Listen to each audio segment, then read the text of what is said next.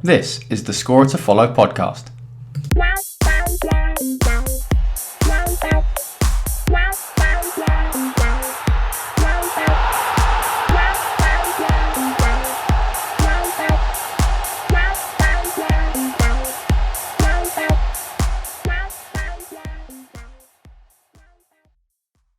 Welcome to the Score to Follow podcast, episode 2. I'm your host, Neil Mundy. To my right is Mark Annals. Hello. And opposite me is Dan Laundy, who is also swearing at me for some reason. Hello. Any particular reason? No. You never need a reason to swear at me. It's absolutely fine. So, coming up in this week's show, we're going to talk about the week's European Games. Pass a mention on Scotland for a few minutes, a bit of a discussion on that.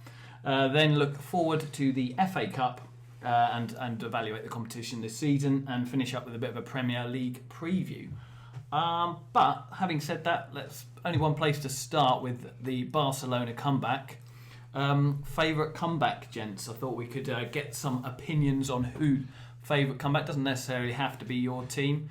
I'm going to look at Mark Annals first for this. Favourite comeback? I think like, enjoyable one has to be the Liverpool Milan one, just because I was there with you actually, not actually at the game, but just in a pub in Southampton, and obviously 3-0 down at half time didn't look possible, but it was just obviously the manner of it and the celebrations in the pub. It was just a crazy atmosphere.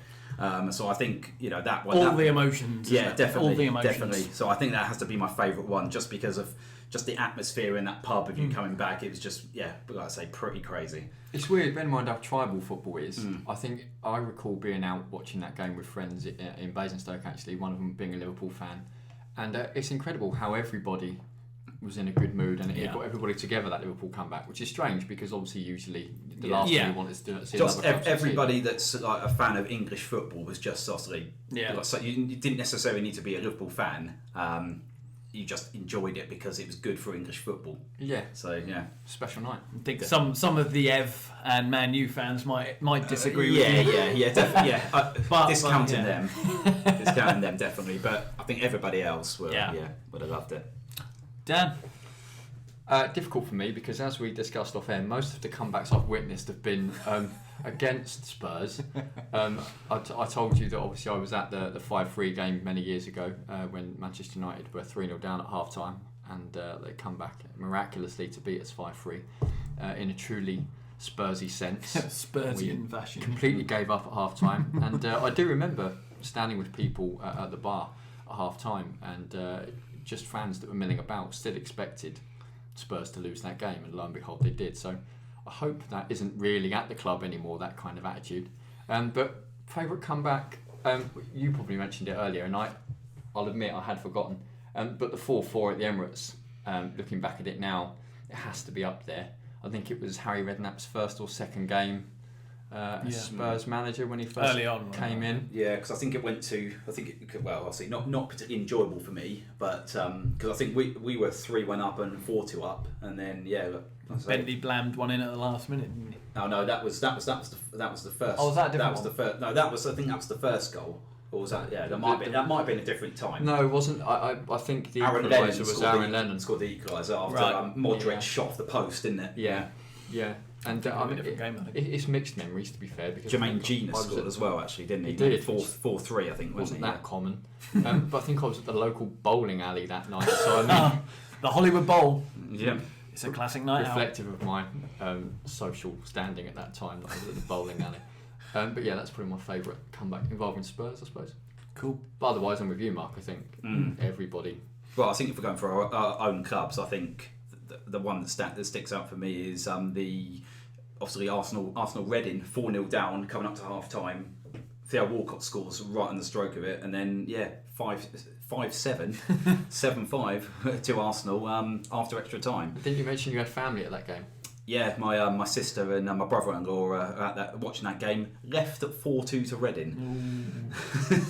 So they missed quite a lot that night. Reinforces the message to all fans, doesn't it? Never leave the game early. You just don't know. Exactly. That's true. The Barcelona fans that may have left on Yeah, on 86 or something. Yep. Yeah. Quite true. My own one. Well, obviously, it's hard to look past Istanbul purely because, as I mentioned earlier, it's the only time in my living memory that I ever celebrated a goal at 3-2 down with a mad QPR fan, and then got a nosebleed, which was very strange. Genuinely did get a nosebleed at 3-2 down, but yeah. I suppose it's a bit of a special mention for last year against Dortmund as well. That was pretty special. 3-1 down with 20 minutes to go, and you're playing it. I mean, well, obviously it's the same case with Milan, but we were playing against such a good side who tore us open. To come back from that was pretty good, pretty special. I don't know if it's the history of Liverpool, but I always kind of get an extra little buzz when Liverpool sort of put something together last minute in Europe. I don't know if it's because I grew up watching mainly Liverpool on TV. Yeah, could be. Yeah, possibly. Yeah, because there's so many Liverpool memories of comebacks or late goals. Because there's obviously the Gerrard Olympiacos as well. I mean, was that a comeback, or was it just a case of it was just an equaliser? Wasn't it the point that got them through, or the goal that got them through? In a sense, it was a comeback because we were 1-0 down. We needed to win by 2 clear goals to go through. So obviously 2-1 wouldn't cut it, and we went 1-0 down to Rivaldo free kick. Pongol and Mella got us back in the game. Yeah, and then Gerrard's 90th minute, wasn't it? Yeah, stunning. One of his stunning goals. Anybody that complains about Liverpool's squad depth now, if you're talking about Pongol and Mella. Well, we had Milan Baros up front that year. This is what I would go on to it, obviously, but people are sort of saying Barcelona, greatest comeback ever. With 3 goals needed on 87 minutes, then that's pretty good. But they had Messi, Suarez and Neymar. We had Baros, Traore and Schmitzer. No offence to Schmitzer, who scored a very good penalty in the shootout, but you've got to take that into account. They're at home playing, and they're on their day they're the best team in Europe. We were nowhere near the best team in Europe when we won in Istanbul. Often the case, or at least it used to be. I just thought another comeback that I suppose it is a comeback, but more for its drama rather than for the goals required. When United come back and beat Bayern. That's fair. Two very late goals. I mean, I was a United fan at work on Thursday. Said, not the first time I've seen last minute drama at the new camp and all that sort of stuff. So everyone's getting something out of this Barcelona comeback, aren't they? But it's going to be It's going to be compared to. It's going to be talked about for a long time, and it's going to be compared and say greatest ever comeback. Is it? Yeah, definitely a talk. I've said weeks to come. I've said to you guys, I think if there was any club that could do it, and I think even we might have touched on the podcast last week actually that Barcelona's backroom staff and their fans all believed that they could overturn it when the rest of us thought it might be a bit too much. Have you seen though that come out this week that apparently I mean this is ludicrous really, but apparently Barcelona may be fined by UEFA because obviously fans come on the pitch at the end. Which is absolutely ridiculous. They'll take that though, won't they? They would take it. But it's just taking the passion. Yeah, it's just saying football. I mean, I know in the world we're in now, it's security conscious, but yeah. I mean. You can understand why people would react that way. I mean, it's not like they're doing it every week, I suppose. If you're running on the pitch after a regulation 2-0 win against Deportivo or something like that, it's one matter. But after an emotional, let's sort of fully move on to that. I suppose. Obviously, it's an incredible game. I think you can nitpick over the goals. Personally, I think The second penalty, it probably is cheating by Suarez, but I think it's quite a good piece of cheating. I quite enjoyed it. You could say about the first penalty it's not cheating. It's clever by Neymar because he sees obviously the defender struggling to stay on his feet, so he's falling over, and then Neymar obviously just runs into as he's falling over and gets taken down by him, which obviously is a penalty, but. It's clever. It's very clever. I think the best way to judge these things is always how you would feel if that same event happened in a big game against your club. Yeah. And when you compare those two penalties, I think you'd want that first one. Neymar it is. Well, it is a penalty because he gets taken down by the defender. But I think obviously Neymar's seen he's struggling to keep his own. It's like, okay, I'll go into his path. If I go into his path, I'm going to get taken out. Which. I think if the second one doesn't get given, you're not up in arms, are you? No, you're not shouting for fuck's sake at the TV or at the game. You're there going. Well, it's a bit soft, isn't it? One really. Yeah, it's a bit soft the Suarez one, but But having said that, I mean, and you know, it's once in a blue moon. But Michael Owen actually made a decent point. Oh no, I think it was Gerrard actually. It was Gerrard on the post-match BT show. He said for the 6th goal, I mean that's real presence of mind from Neymar that they need a goal. 30 seconds left. Easiest thing in the world to just wrap your foot around it and have a go. And he chips it into the box, sees that there's something on there for. Well, the thing is, because to obviously slide it in. for his the goal that was in the 88th minute, obviously that was just a ridiculous free kick. Yeah. I mean, like I said, he could shoot from it. I thought it was a bit of a ridiculous angle and stuff, but yeah, straight in. And He'd scored one in La Liga, exactly the same from the opposite side. Yeah.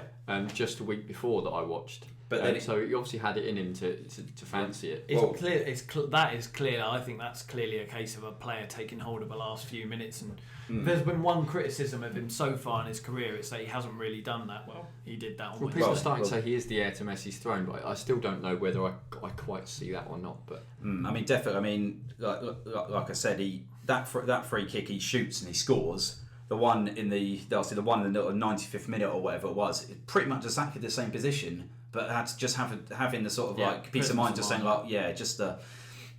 What is the best decision? We've got loads of players up. The keepers come up as well. I'm better off, rather than go for personal glory. I'll put it into the box. It's a measured ball in. Yeah, wasn't it Ter Stegen that won that free kick? Didn't he? Wasn't he running back and made a tackle to win the ball back? He did. He did. It wasn't a free kick, was it? No, it wasn't. They just won the ball, but he did win the ball back. He did win the ball back, and then he got obviously pulled back, and then they won the free kick.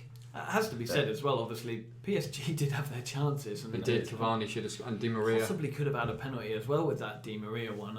It looked a bit like Mascherano possibly made a bit of contact when he spooned it over the bar. But you feel like if PSG really want to go to that next level, their players have to start taking those opportunities in the big games. Otherwise, they're going to sort of consistently fail in the knockout rounds. At the end of the day, though, we talk about. You would have thought one would be enough, wouldn't you? You could sort of forgive them for that. Yeah. Well, as soon as PSG scored that goal, then Barcelona needed 3. And at the end of the day, we say about soft penalties and stuff, but you got to give Barcelona credit for keep going, and they got the 3 goals in 7 minutes. I also think you've got to criticise PSG because I think when it went 3-1, I think mentally they thought they were it's there. done. Yeah, it's done. I can understand why you would, but it's Barcelona. It's not. It's not your average club. I think I do agree with that to a sense, but I wonder if where we mentioned Istanbul earlier, I think those 3 goals come in such a short space of time that it's almost like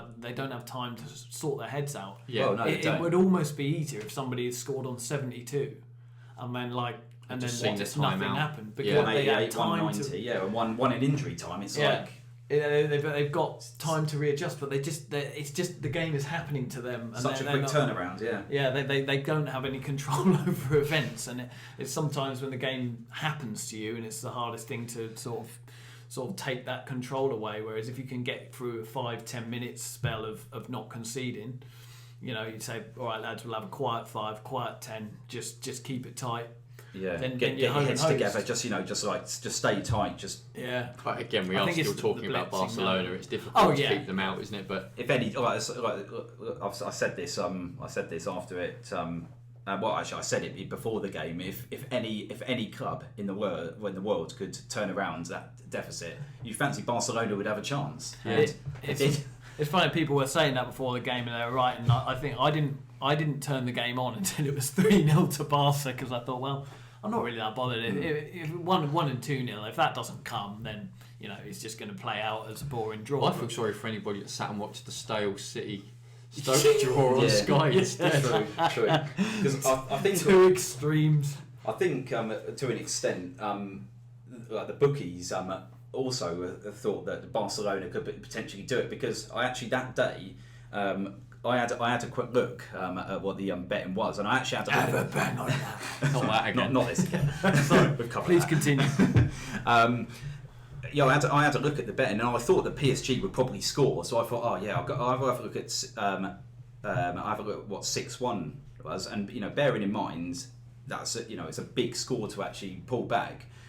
Odds were quite long, but not as long as you thought. Would have think that it was 80-1. I'd be interested. If it's any other club, any club that's like 5,000-1 or something, isn't it? I'd be interested to know what the odds on 5-0 were? Because I reckon they probably would give shorter odds than 6-1 than 5-0 because they'd say, well, Barcelona will concede. Yeah, well, I can't remember could, what it they was. could score but 6. I can't remember what it was actually, but yeah, but I think Barcelona 6-1 was 80-1, and then I thought, 6-1 to PSG. 6-1 to PSG was like 200-1. Yeah. So I mean, the one thing I also remember from the night that I was surprised about was when that second penalty was given, it was Neymar that stepped up. So you were saying about us players stepping up. Well, yeah, because Messi Neymar took the took first that penalty, didn't he? Yeah, which I found strange. I think most people would have expected Messi to have taken it.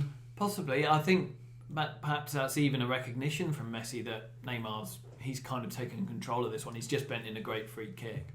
Let's let him have another go. So whether that law of averages thing comes in as well. Messi sort of, I've tucked one away. And he's actually not the best penalty taker, is he? No, that's true. I've seen him miss a few. I think he missed against Chelsea, didn't he? Messi's penalty, well, I think the thing, because the keeper went the right way, didn't it? But he just hit it with so much power. Yeah. He just straight past the keeper. And do we think...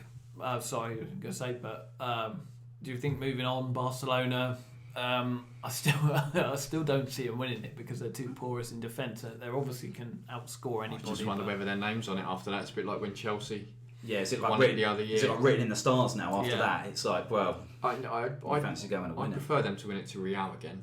Yeah. If it's going to be a Spanish side. But I agree with that. I think Bayern will have something to say. Yes, I mean, you couldn't see them...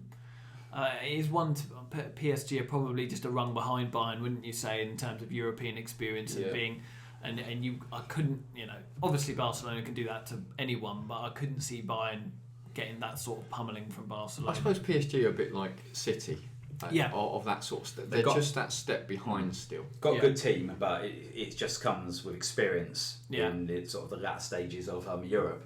In a way, there's no greater experience than that, in the sense that you can probably bet that your life that they won't do that again. They'll learn from that, most definitely. And if they do, then there's something wrong. So. Well, I mean, interestingly, they think that Emery is now almost certain for the sack at the end of the season. Really? And I grant you that they're only second in league, I think. They're behind Monaco, aren't they? Yeah, Monaco are doing all right. But I mean, it seems crazy because it's just such a freak event. I mean, is it management or is it just the players again mentally? It's a bit like we're going to move on quickly to Arsenal. But is it just mentally? It's very similar, I think. Well, you've got the I think the players have got to take some sort of responsibility for it, but then it depends also what the manager says. The manager's told them to, to say, look, just stay tight, come back, drop off a little bit, or is it like, just do what you're doing? That's right. Has he tried getting through to him a change of tactics where you don't know? I get the impression the manager probably said something along the lines of, look, if we can get a goal there, this tie's as good as over. Yeah. And so the players at 3-1. Not unreasonably assumed. No, just think, they've got 3 goals to score now. In terms of blaming the manager, like you mentioned earlier, I mean, they had 2 or 3 opportunities, good opportunities to put the tie to bed by scoring more goals in Nou Camp. So I don't think you can blame the manager. So it's again another one of those things where it all happens so quickly that I'm not sure the manager can readjust. He's the same as the players in the sense that it's probably cabbage in his head, but there's so little distance between the goals that he doesn't have time to plan. He doesn't have time to throw on a sub or anything. I think he might even have used all of his subs by that point. So I think it's you can say he did the initial tactical approach was wrong, and perhaps it was. They were 3-0 down after an hour, and you don't want to be doing that, even if you do get an away goal. So I suppose you can criticise him, but it would seem crazy to abandon that idea. When you brought him in on the strength of how well he's done at Sevilla. He's had one shot at this Champions League thing and come up against the best front three in the business, and they've fallen give him another year, surely. I mean, depending on perhaps league form, if they finish third, I think it'd be dismissed. But because they're expected. Well, they're expected to win the league, aren't they? And if they don't, then I think his job is just going to be under threat. I mean, it's silly, but also that's what the PSG owners will expect. Well, I think a few years ago, Monaco had quite a lot of money, and then they sold a lot of the players that they spent all the massive money on, and they sort of just tightened their belt a little bit. But I think quietly they've built quite a young, pacey, attack-minded squad. And also they've got Falcao back to... They've got Falcao back. Pre-injury levels. Bernardo Silva looks a real player, I think. And they've got that, I don't pronounce his name, that Kylian...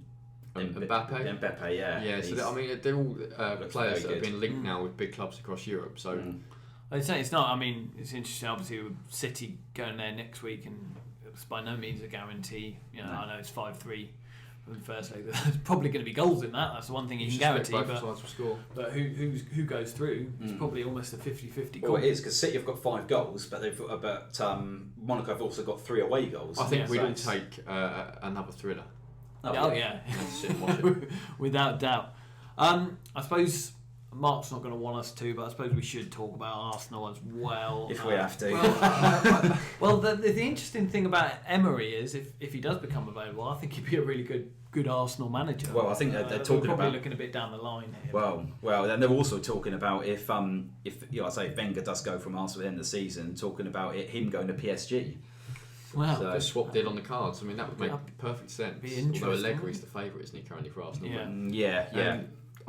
I think I feel. I mean, various different people have agreed and disagreed with me to an extent, but I think they're a bit hard done by Arsenal to lose 5-1 again. I know everyone can talk about the 10-2 and all that stuff and make the jokes, but they played quite well in the first half. 1-0 up, perhaps unlucky not to get a penalty, and then it all hinges on the Koscielny sending off, which probably is a sending off, but then is clouded by the whole referee oddness. Yeah. There is no other word for it that surrounds that. And I think, again, that probably heads went at that point. And you can argue heads probably shouldn't go. Well, no, they shouldn't. They shouldn't But- just go that drastically and we just fall apart. I mean, Arsenal, this squad's been together a little while, and Yeah. in terms of their Champions League knowledge now and experience, they've been doing it for the best part of 20 years. I don't think you can accept that the players. I felt like once that decision went against them, and don't get me wrong, they were always going to go out at that stage after. Oh that. yeah, we were never going to put it back. It was already hard enough, but the red card sealed it. Yeah. But I don't think the players can just down tools like that. And essentially in the second half, a lot of them started giving up on chasing the ball down. Yeah. Challenges seemed a bit flimsy, and the heads drops. And I don't think you can have that as a professional. I can understand why it would happen. Yeah. I mean, like Neil's just said, we did play pretty well in the first half. I mean, we're always going to give it's just how we play. We're always going to give Bayern Munich chances, but we did okay, and obviously got the goal. Probably should have had a penalty. That obviously wasn't given. Was that the one on Walcott? Yeah. Well, I've only seen it once, so I don't know. I mean, after the game in the studio, there was sort of like they were saying, "But we got the ball, but." He does get a little toe to the ball, but he also takes out Walcott as well. It's like, is it a foul? Is it not a foul? It's. I mean, the coverage. Yeah. I actually want to slaughter BT more than Arsenal because it was shocking. The coverage on Wednesday was fine, but Tuesday night, I mean, they're saying he got the ball. Well, that actually doesn't matter if it's a dangerous foul. Yeah. You can get the ball and concede a penalty. Yeah, that's the thing. If you take out the player and get the ball, he did take. Yeah, he did. It should have been a penalty. So yeah, it should have been a penalty, and I was like, And would Bayern have gone down to 10 men, or was it not a direct scoring? No, No, I it don't wouldn't. think so. No, it wouldn't. Yellow. Yeah, it There's wouldn't. another rules around straight reds now. Which is where the Koscielny thing got confusing.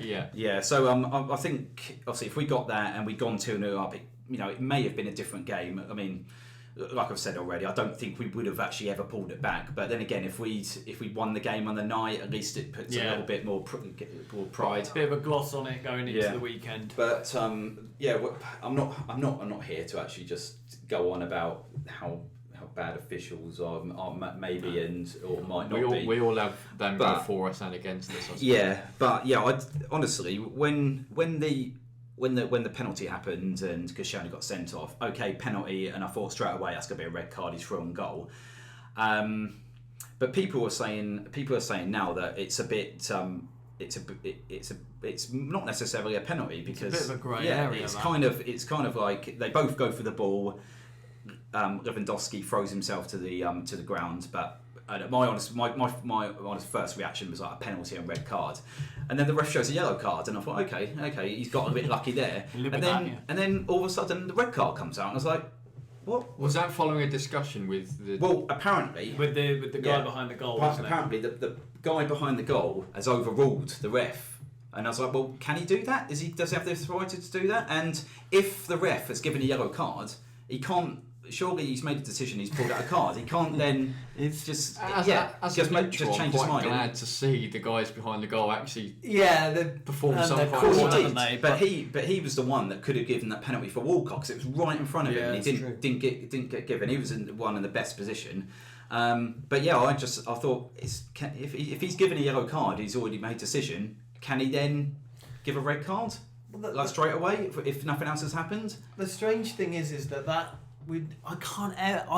it was all very frankly odd situation. Yeah, so I don't know the rules when it comes to that. I mean, maybe I just don't know what the rules are. But surely I just thought if a yellow card's been given, he can't decide then unless something else happens, like this gets like says something. But even or though that's pushes going to be it. 2 yellows. I'm not sure because I suppose if Because it was a yellow card and then it was a straight red card. I mean quite commonly referees give penalties and then rescind them. So is it a case of the referee can do that? Well, if he can, then fair enough. But I just thought it was a really strange decision. You never see the other how way it come around about happen, do you? No. You never see a red card then get demoted to a yellow. That's true. It always seems to be that it has to be the more severe punishment. Yeah, Seems a bit. I mean, like I say, I don't necessarily disagree that it was a red card, but it just seemed like there was a terrible confusion surrounding it, which then probably didn't help. I do wonder though. I mean, irrespective of whether it was or wasn't, I do wonder again whether it kind of helps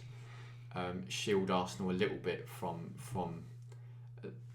the abuse that perhaps they could get. Do you think? Because I don't think so. I mean, like, so my initial reaction, it was a red card. So I think they got to the right decision in the end, but it's just the way how they got the process of okay. getting. But yeah, obviously it was, and then as soon as that happened, they scored the penalty. 1-1. We need obviously an extra goal. Yeah, you're chasing the game, and we're down to 10 men, and.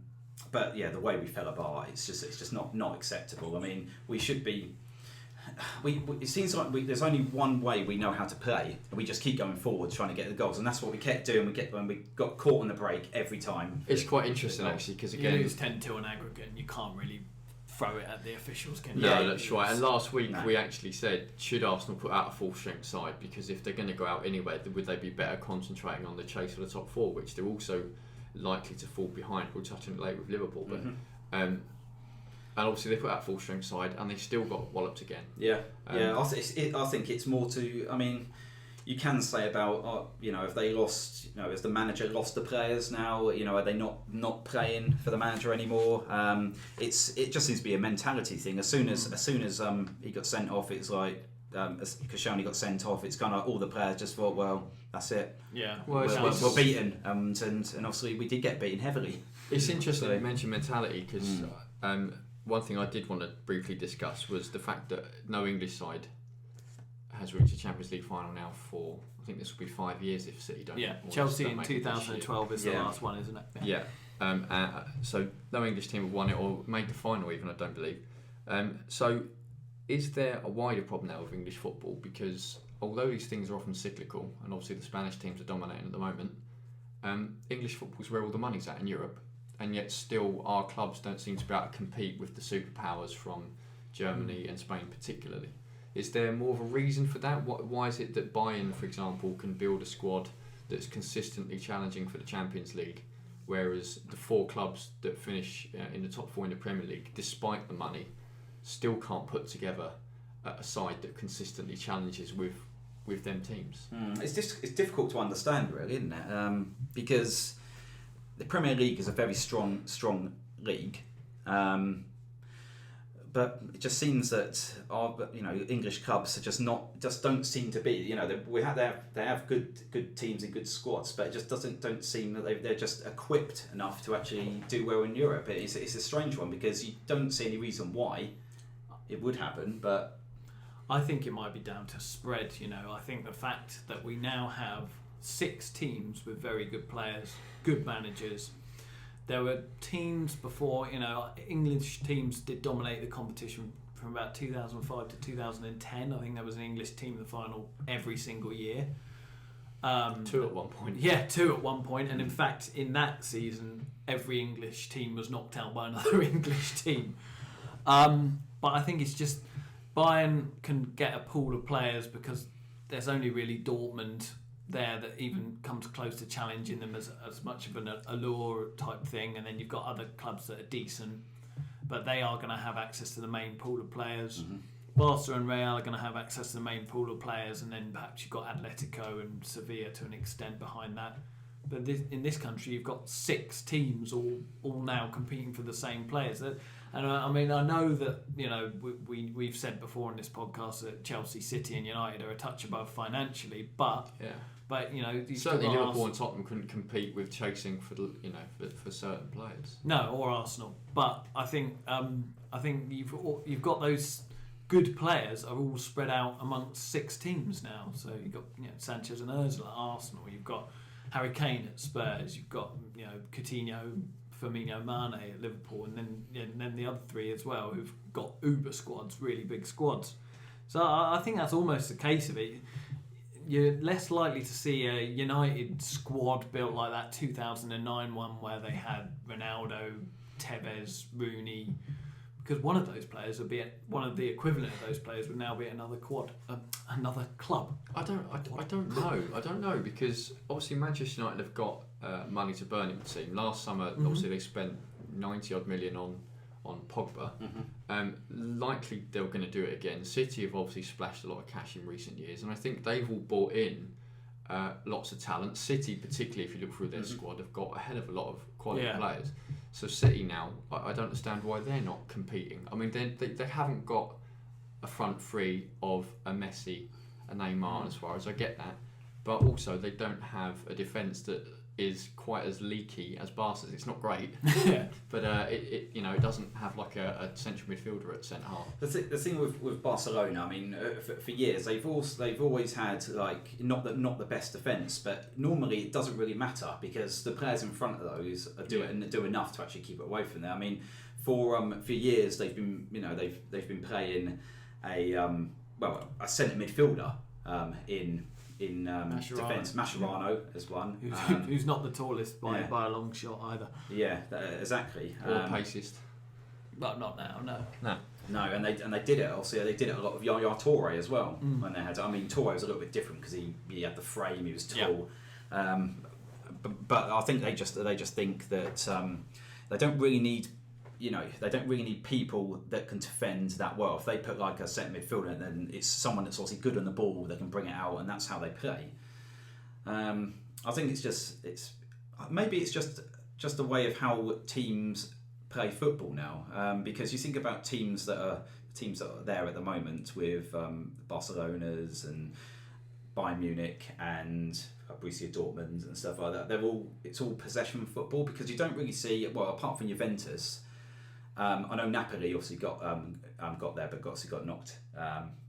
No, they played the second leg. Yeah, they got knocked out. I thought they did. One of the less noticeable results of the week. You don't really see Italian clubs doing that well in Europe now either. And is it just the way they play? I suppose Juve made the final 2 years ago. Yeah, I mean, apart from Juve, and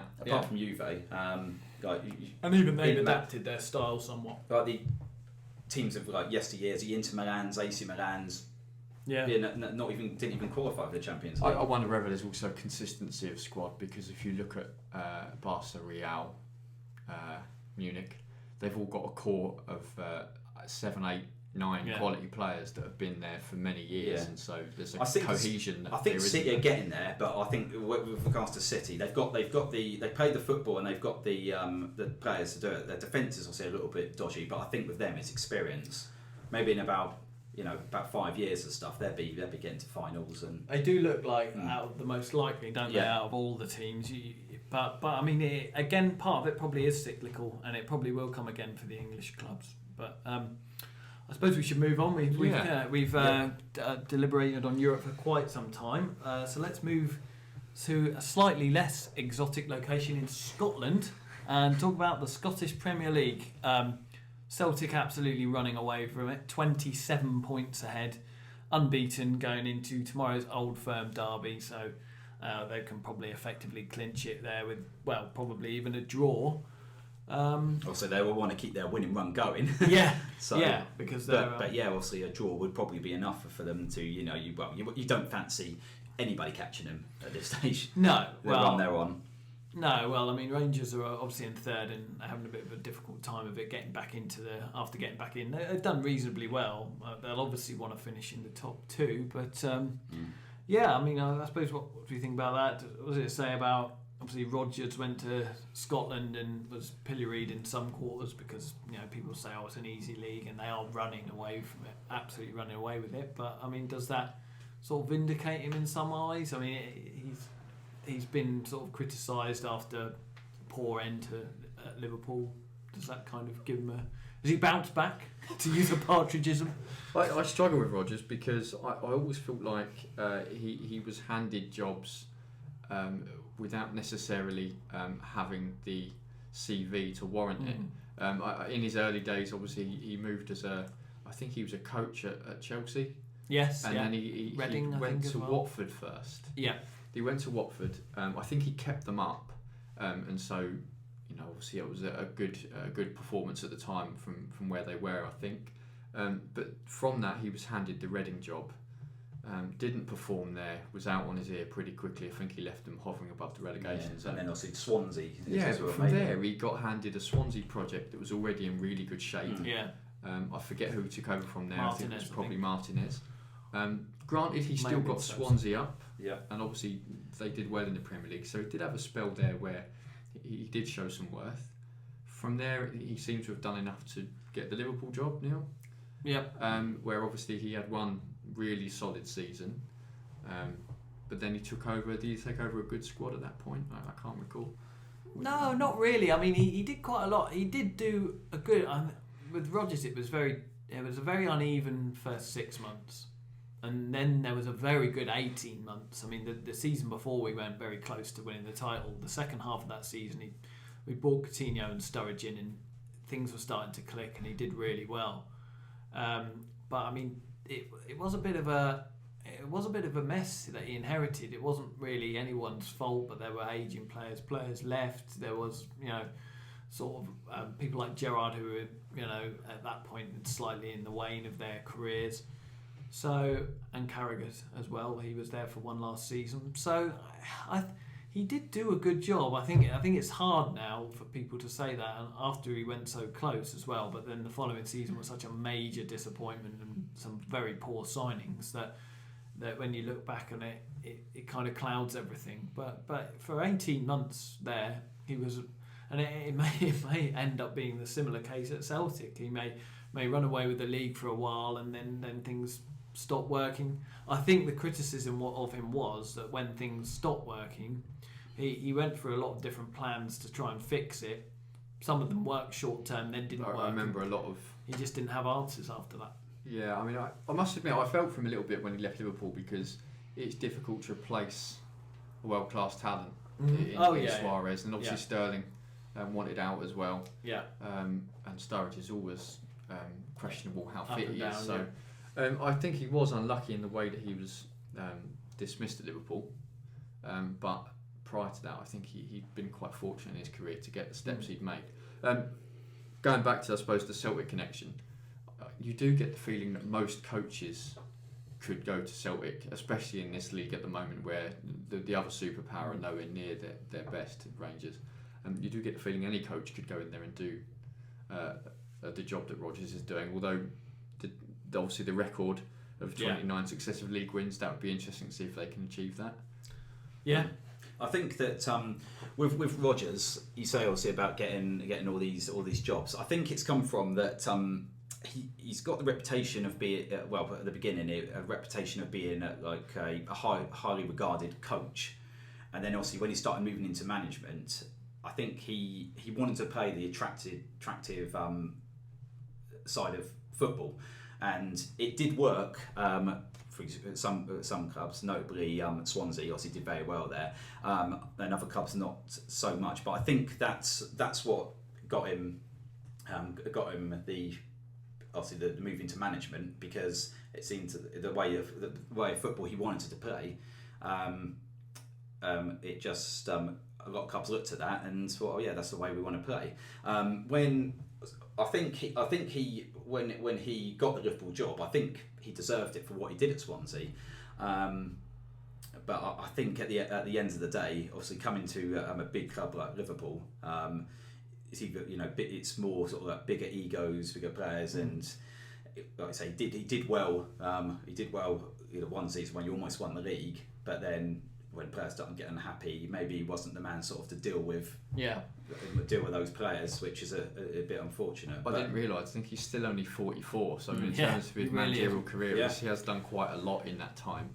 Yeah, I think he was. Yeah, he was. Well, he was. I think he played in Reading's youth team, didn't he? And then he had to retire early. He got an an injury early. Yeah. So and then he went into the coaching side pretty early. So he's had plenty of years' experience.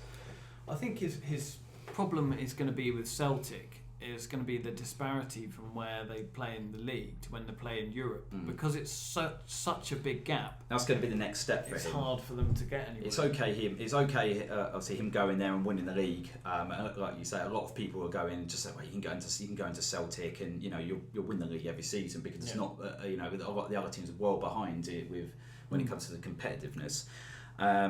But you can't argue with. Like I say, he's at the moment gone 22 straight wins. Yeah, you've got to give him some credit for that. It's not bad. I'll take it. So just moving on to Rangers briefly, obviously as well. They seem to be in the process of appointing this new manager he's called Pedro, but I'm not sure how to pronounce the second name. So I'm going to go by spelling. It's like Cacinia, perhaps. Cacinia or something like that. Which seems like a very interesting appointment. One out of the blue, really, wasn't he? Been manager in Qatar, wasn't it? I think. Yeah. So, in terms of obviously Alex Neil's just been sacked by Norwich, but he was being linked, and that would have seemed a more traditional approach. There was even rumours of Frank de Boer at one point, which I don't know how sort of credible they were. But where do we see them going? It's a difficult one really for them. They've done quite well really in the sense of where they've built the club up completely again. Come back up, all the way back up, haven't they? So and they're doing quite well. Third now. I know that they're traditionally the big name in Scottish football, but you think stabilisation must be important. Yeah, I think they get back there, but like I say, it's not going to be overnight. They've got themselves back in the top league, and now they just need to work the third in the league, so it's no mean feat. So I feel as though they should have stuck with Warburton, to be honest. I think it's a bit of a strange one, isn't it? How he's just left, and they've said that they've obviously there was some sort of odd stuff going on there where they said he resigned and he said no, I didn't. Wasn't there some kind of approach or possible approach to come from Nottingham Forest? And supposedly he was interested in the job, and because he'd shown an interest, the club decided that perhaps he wasn't the man for them any longer. I don't know. You don't know really what's gone on behind the scenes, but it seems like a bit of a strange one, and you're wondering if they've been this guy that looks like they're going to appoint have just been looking at him for a long time. And it might work. Marco Silva obviously went into... Yeah, I've got a feeling they're looking at Silva and thinking that this is a similar sort of style of appointment. I suppose at least he'd had some European pedigree. I don't know much about the guy that's going in, or possibly going into Rangers. Don't think it's been confirmed yet. No, not yet. But you have to hope they come again, Rangers, because Scotland needs some kind of competition. Because like you say, Celtic have got to transition into Europe again next year, and in likelihood will struggle. Because they don't have... Yeah. And that Old Firm derby is going to be the closest they get to playing in that sort of high intensity big game, isn't it? They obviously do. Celtic Park is obviously a really atmospheric place, but it's going to be less so when you're playing in Inverness Caledonian Thistle, with great respect to them, than when you play Rangers. Yeah. But I think Rangers need to finish second. If they can finish second, I think that's a good season for them, considering everything that's gone on. Yeah, I think you never. I don't think you're ever going to get the whole of the Scottish League is going to be. There's going to be like 5-6 teams all challenging for the championship. I think now you have a look at the top three, and they're the three big clubs in Scotland. Aberdeen being the other side. I think they're second. They're second at the moment, yeah. Hearts might have something to say about that, but I suppose they're probably fairly middling. In terms of their ambition, again, they haven't got the finances or... No, exactly. No, those traditionally are the big three, aren't they? Well, Aberdeen back in the, they were a big club in Europe back in the 70s and 80s. Ferguson won obviously a lot of trophies there. Yeah. Do you think it reignites the idea that Celtic need a move away from that Championship, and the opportunity again, whether or not they would ever join the English leagues, where they would come in, is it a viable thing? I don't like it. I don't really know. I'm not really sure why. I think I'm a bit of a traditionalist when it comes to it, and I mean, don't get me wrong. You know, if they were put in the Premier League, there'd be some fantastic atmospheres. You know, going away to Celtic, it would be amazing. But I don't know. It just doesn't sit well with me. I feel like it's better, even though I take the point that competitive wise, it might be a good next step for them. I could totally see why they might do it, but I mean, I quite like the fact that it's this different league. It's separate and it's up there, and you've got high intensity derbies like Celtic versus Rangers and Aberdeen coming in as well. Because the thing is, I mean, yeah, I'm kind of sort of with you, Neil. What sort of, I mean, sort of what gives them the right to actually come into the English league, apart from obviously the fact that, you know, they're running away the Scottish league and they're a league above themselves. Yeah, that's a fair point as well. I mean, you could put, you know, Total Network Solutions or somebody could be like, we want in, you know. Yeah, we know we've won our league. I don't want to see it. Let me say, I don't. Yeah. I think the English league is the English league. However, you would have people argue that obviously Swansea and Cardiff, true, are in the English Premier League and they're Welsh. So should they be actually in that's the thing. Welsh I mean, National League? So. I mean, I don't know their history. I don't know how long they've been part of, you know, the part of the English league. I'd have to obviously look at their history. You know, quite some time. Yeah. I think. So obviously you could argue that, you know, when they joined the English league, so we could say, well, yeah, that, you know, back then they were allowed in the English league. This is now why we're not allowed in the English league. Yeah. Well, it does set a dangerous precedent. Yeah, it does. Do you think Celtic would be good enough though, or would they stay in the Premier League, or they stay in the Premier League? I don't see them even with the money that the smaller clubs have got now. You still think they? I don't see them challenging for the title. I think they would be. I think they may, you know, probably get into Europe, but I think they would be more of a sort of top half team, I would say, but. They wouldn't. I probably wouldn't say that they kind of like a West Brom sort of level. Yeah, I don't think top four. They may sort of get around it, but I don't think they'd be strong enough coming up against the top teams we've got in the league at the moment. I don't think they're. If that's the case, enough. It wouldn't work for the club anyway, because the fans wouldn't see any success that they used to. So. No.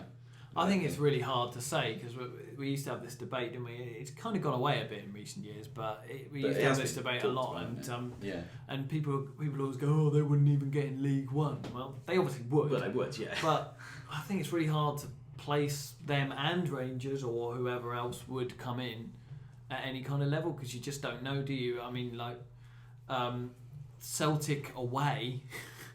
That could be really. You've seen European teams, you've seen Barcelona go there and get beat. But it's whether or not they could consistently do it. Yeah. I think to go up there on a European night under the night, you know, under lights, it's a one-off occasion. Yeah. The players get up for it. But if they were having to perform consistently against, no disrespect again intended, but against Burnley, against West Brom, you know, etc., I wonder whether that same intensity would be there from the crowd and the players, and therefore.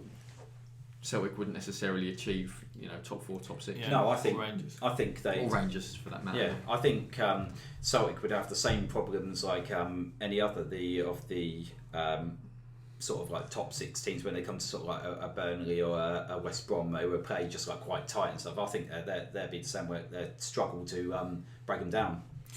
Well, I wouldn't know anything about that being a Liverpool fan, obviously. Probably should say, actually, it's no disrespect to the other clubs in Scotland. No. It's simply the level. It's trying to gauge it, isn't it? Yeah. And I think it's an impossible question, personally. But we should move on. We go on to the FA Cup, which is it's an FA Cup this weekend, quarter-final stage. Watching this year's FA Cup more than ever, and it's become a conversation for the last few years about whether the magic's gone or not. It always seems to be the conversation. Personally, I don't think it has. When you look at the quarter-final lineups, you've obviously got Lincoln at Arsenal. They've obviously done really well to get through, beat Burnley in previous rounds. Yep. Millwall playing Spurs, and they've knocked out 3 Premier League teams to get there. What's interesting is there's a bit like of a weird gap where you've got basically the top 6 sides minus Liverpool, who lost to Wolves, which is another, you know, magic result, if you want to call it that. And then you've got a couple of lower league teams. You haven't really got anyone in, apart from Middlesbrough, who probably they could make a decent argument. And they're actually playing against City right now. Yeah, 1-0 to Still City. 1-0 to City.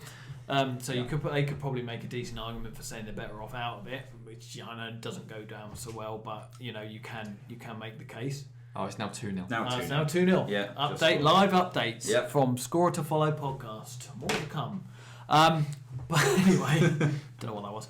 Anyway, so I mean, apart from Middlesbrough, you've got no one at the bottom end of the Premier League or at the top end of the Championship. No. Almost like those clubs have sort of said, well, we'll do what we can in this competition, but we have fish to fry.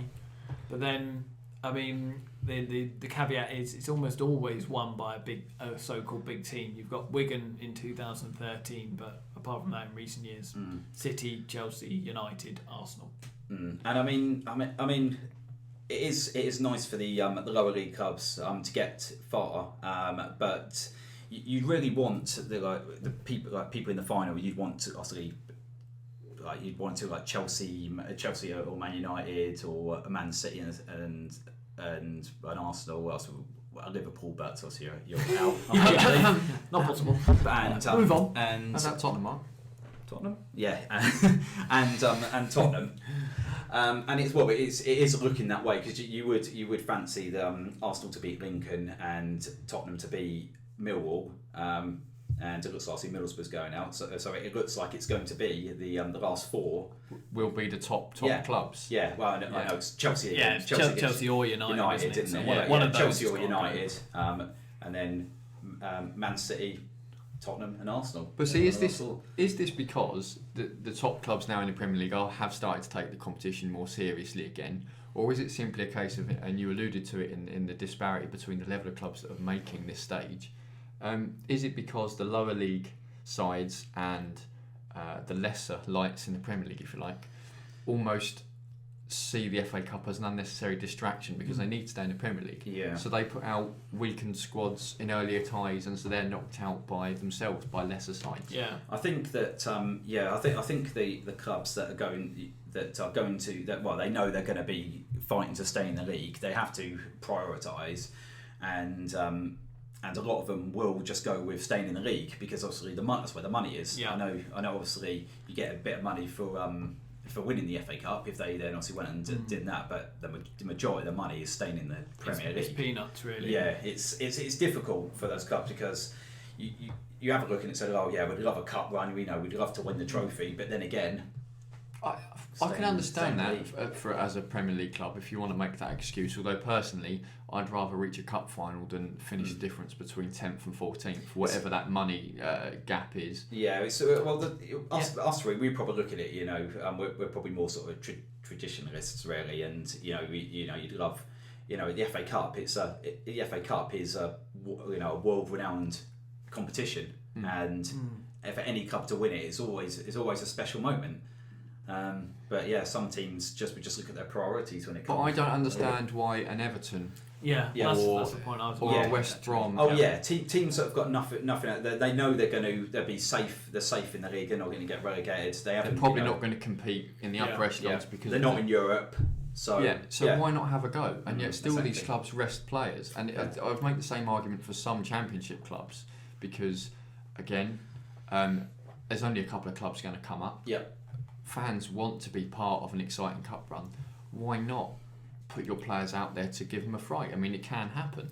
Exactly. But then, I mean, with the Championships, you've also got the added stuff of the playoffs. So, in the playoffs, sometimes a team as low down as 10th or 12th could be in contention with it. So they've got to balance that.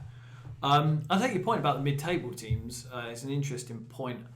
And you would expect to see a likes of an Everton or a West Brom or a West Ham, make a decent run. But it seems, I think when you look at the winners of the Cup, it always just seems to come down to who's got the best or biggest squad, and it's almost always those teams with the exception of Wigan in 2013. Well, there have been some finalists that Hull, Villa, Hull, yeah, Palace. true. There's been some finalists. Villa, yeah. I'm sorry, no, you said Villa. Yeah, Let's repeat that. Just to reinforce the fact that Villa made a final, I suppose. Yeah. It seems a long way They off haven't got now. much to doesn't shout it? about. So- Michelle was manager at the time as well. Yeah, I mean, I'm quite glad we've just looking at the agenda notes. I'm quite glad you've put should the draw be given more respect and not shoehorned into the one show, because yes is the answer. I don't know why it's on the one show, but the BBC moans about the magic of the cup going away and then puts the draw on the one show. So you give with one hand and you take away with the other. So well, they've had a lot of criticism this year as well about the games that they've selected. Yeah, there was the being that United it's thing, wasn't always Premier League sides that are likely to win games. Why not have I forget there was a game that Leeds had. Sutton versus Leeds. Obviously that one was It was on but BT. there was another game. I'm sure it involved Leeds, and it wasn't to be shown. And a lot of people come out and said, well, it's all well and good showing, the two Premier League sides that are on Match of the Day every week, but why not show us something that might actually have a little bit of drama? Well, exactly, and for the lower league teams as well, it means obviously like TV money they get for that. It's obviously it's good for the club. Exactly. I mean, with regards to, but I suppose the TV company will always argue it's viewing figures it's for the them. ratings, isn't it? Yeah. And there is an argument. I don't particularly like the argument, but you could say that Sutton versus AFC Wimbledon, and I'm picking those two teams at random with no disrespect to either. You could say that's a choice for the fans of either side, which isn't a huge group of people, and the rest of us football nerds. We're going to know what's going to go on, but that's not going to get the same audience as Chelsea versus United. It's not, but you think about clubs like that, the Suttons, the Lincolns and stuff. The money they get from the TV could mean a new dressing room, relay the pitch, a new stand. It means a hell of a lot. New reserve goalkeeper. Yeah, definitely. Yeah, nice. Sorry. I mean, it keeps really small clubs solvent for years if they get a good run, and I think it's really important to support that. So I don't think the magic of the FA Cup has died, because for as long as those clubs continue to get something from it, that's probably more important than anything. Exactly. And I think for those clubs as well, sometimes it's a good distraction.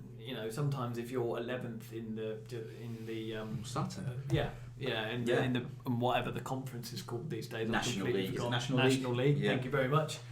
With no particular direction in your season, a cup run's amazing. I mean, it's amazing anyway, but it's even better now that if you've got nothing to play for, that you're suddenly going to the Emirates, or like if you're Lincoln. I know Lincoln are actually running away with the National League, but it's a lovely added bonus for them. And a friend of mine who's actually lives in Lincoln and sort of follows the team, he said, I mean, potentially, obviously, we expect Arsenal to beat Lincoln later on today, but they've potentially got 4 visits to Wembley lined up. What with the, I think it's the FA Trophy or its predecessor, whose name I forget now, that they're in. I think they're in the final of that, and they could obviously get a semi-final because they're one step away from. We don't think they will.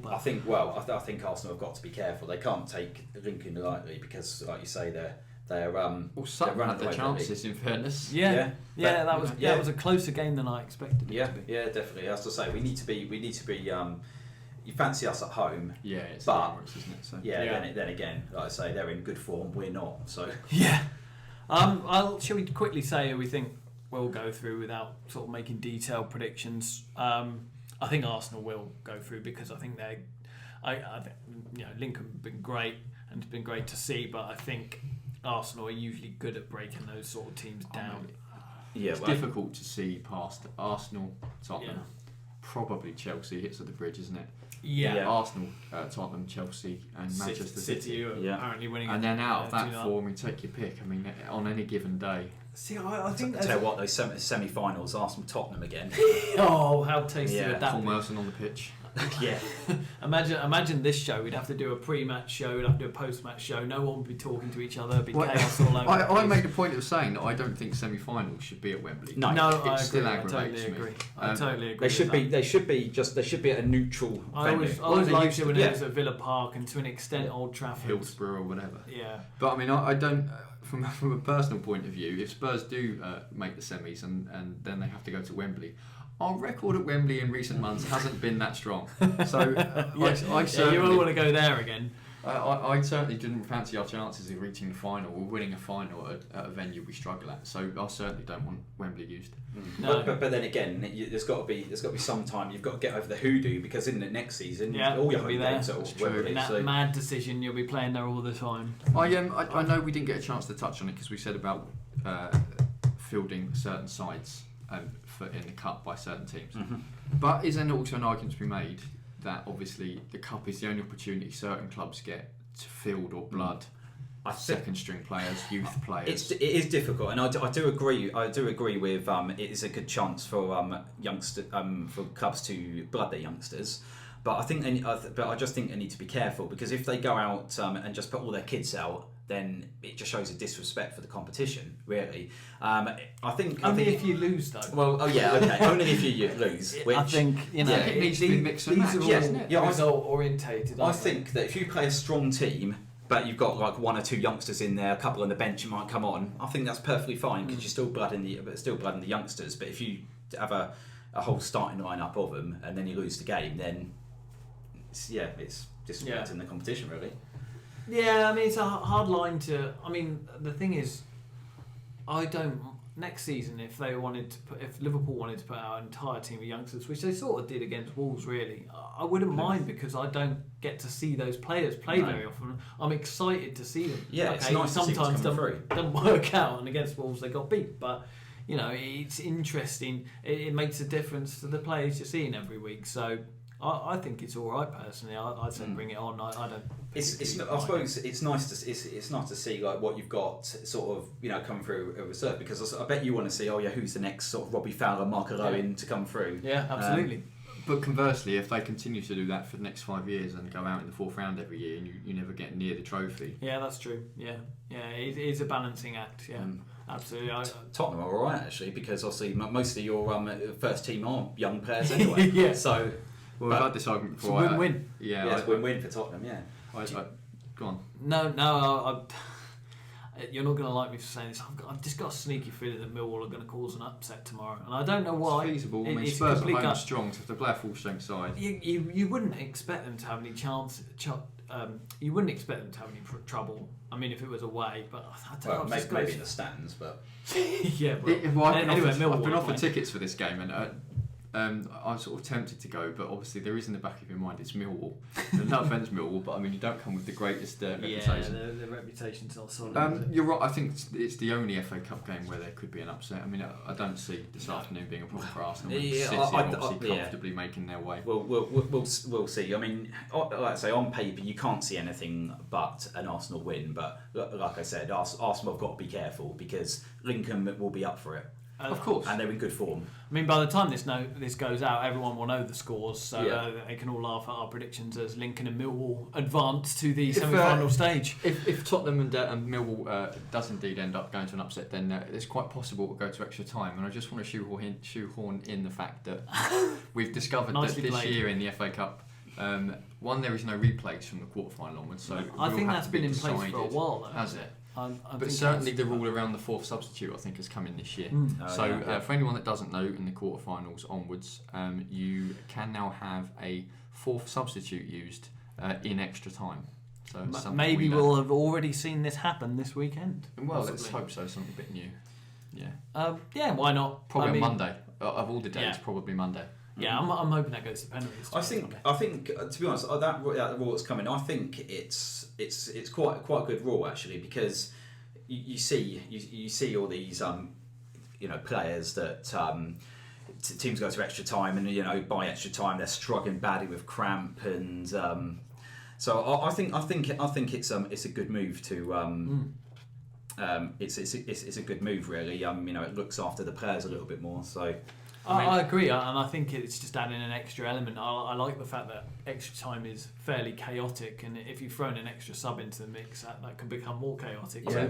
So I'm all in favour of it. With the technology changes that are sort of being mooted at the moment, I wonder whether football will end up at a stage where it'd be a bit more like rugby, and in the end you'd have the squads are so big that you can have 5 or 6 interchangeable players given any one game. I wonder if that will come in one day. Maybe. I don't know. I wouldn't want too many. No, you don't want to get it too. Well, you see what it's like in England friendlies when you get 8 changes at half time. It just becomes a different game, doesn't it? Yeah, you don't want rolling roller for subs. Do you? No. Really. That'd be chaotic. But we'll watch that with interest, and hopefully that will happen during the weekend, so we can all point to it and say, "I told you so" when the sub comes on and scores no goal. Let's just quickly finish with Premier League. Not a great deal going on this week. A few games. City obviously drew 0-0 with Stoke, which probably puts paid to any chance they had of winning the title. I think so. They did anyway.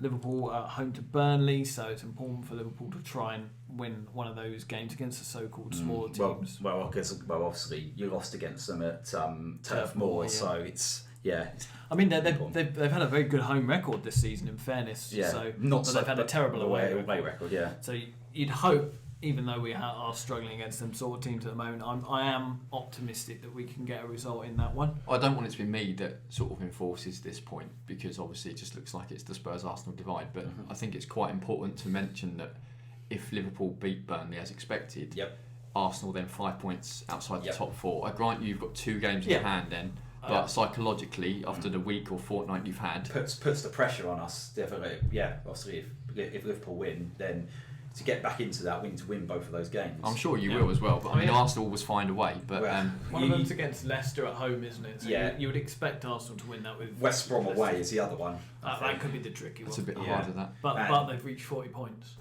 Well, that's it. Yeah, you might easier playing a West Brom side who's reached 40 points than one who's on 35. It's probably all going to come down to your trip to White Hart Lane, isn't it? Well, our running is terrible. We've got some hard games. It's about time. Well, it is.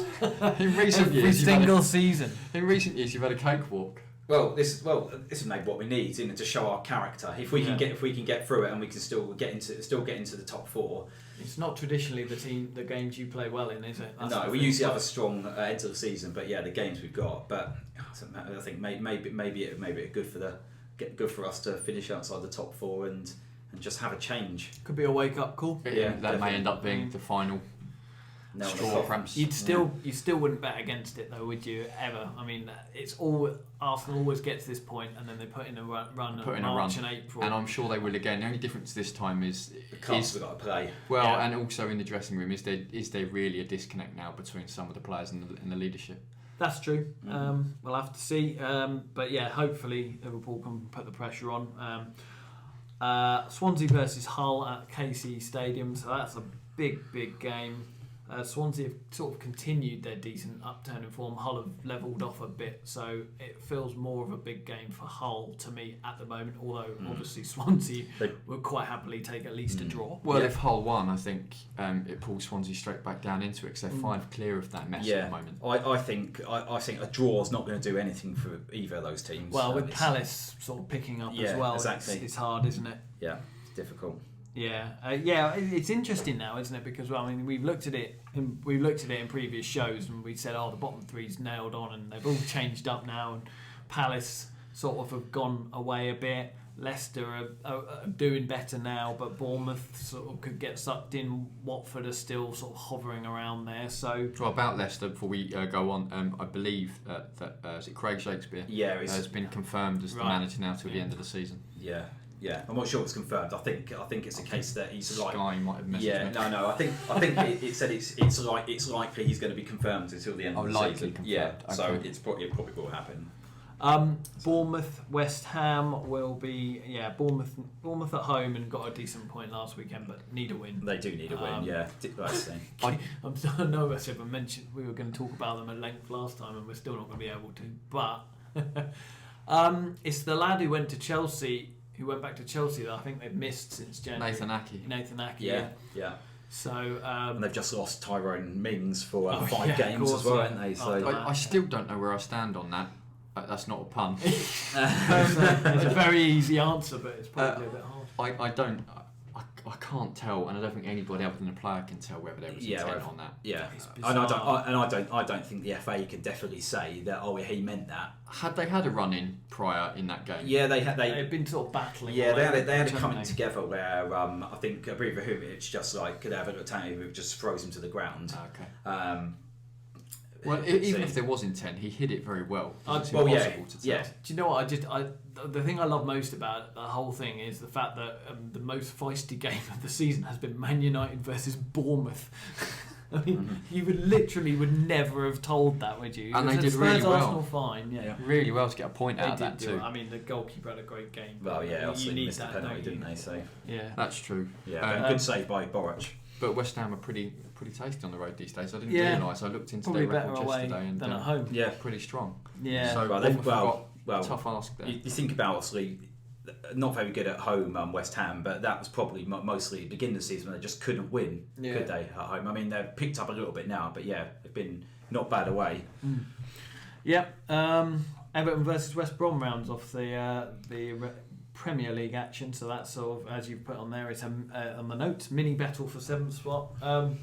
Both upcoming teams, I would say. I mean, West Brom again joked about the 40-point mark, and they did then lose when they were on 40 points last week. Yeah. So, but I mean, they should be looking to kick on. Everton have really kicked on recently. I know they lost against Spurs last week, and they actually looked pretty hopeless, which was amusing. But in general, Well, obviously picked up a couple of goals at the end of the day. So yeah, absolutely. But whether or not that was down to bad defence. slacking It's just off. another crazy ending. Yeah, really. to a game that never looked like it would had a crazy ending in it for 80 minutes. To a side with the best most defence solid, in the league, which yeah. is really quite strange. Looked like the most solid home win you'd ever see, and ended up 3-2. But Everton are good at home, so I imagine they will probably win this. Yeah, Lukaku in good form. Yeah. And then I know we're probably running out of time, but I think we should probably just touch on the job that Pulis has done. Yeah, well, again, it's very good, but I think it's almost to the point now where he needs to say, okay, I've got them to 40 points, Can he and I need push to do on? something beyond this. Yeah. What's a good There's finish enough- for them? there's though? enough time. Yeah. Eighth? I mean, 7th would be incredible, excellent for them. wouldn't it? Well, you know, we know what Tony Pulis can do because he's done it to like all the clubs he's been at. Really, Yeah. he's got him into top half, but like Neil said, the next step would be for him. Can he push on and get them into get a team into Champions League places? Safe at this point in the season, and they're probably not going to trouble the top 6, but you're probably almost looking at a points target now, aren't you? They're on 40 now. If they could get 55, Yeah, 60 would be unbelievable. Even if you can get him into Europe, well, Yeah. that'd be a step forward. You've got him Well, to yeah, the UEFA Cup. there's a chance with Europa that, especially League, with so- the I'd say League Cup. will 7th. I'm not sure of all the permutations, and I can't look it No, up. because obviously, But I think with one of the United top winning 4 the will League likely Cup, win the FA Cup. yeah, and also United won. No, yeah, United won the United won the League Cup. So obviously they're likely to finish. Well, they might finish in the Europa League places anyway. So that means another one. I don't know if the I don't know if the League Cup does open up another spot. It's I gonna, know the FA Cup does, but we'll have to go away and look at all the permutations. I think it will take us about a year to work it all out. By the time this club will actually have won the Europa League, we'll be like, oh yeah, they can be in it. Well, I think that just about covers all of the issues we had down to discuss today. So anything further to add, Dan? I might go and hand my CV into the Arsenal HR department, Mark. What do you think? I think you'd be more suited to the tea lady, to be honest. Or the kit man. I could see you running on with your magic sponge. I don't know what you're trying to say. Well, I don't really know what I'm trying to say either. And that seems as good a place as any to wrap it all up. So, thanks very much for listening. This has been episode 2 of the Scorer to Follow podcast, and we'll see you again soon.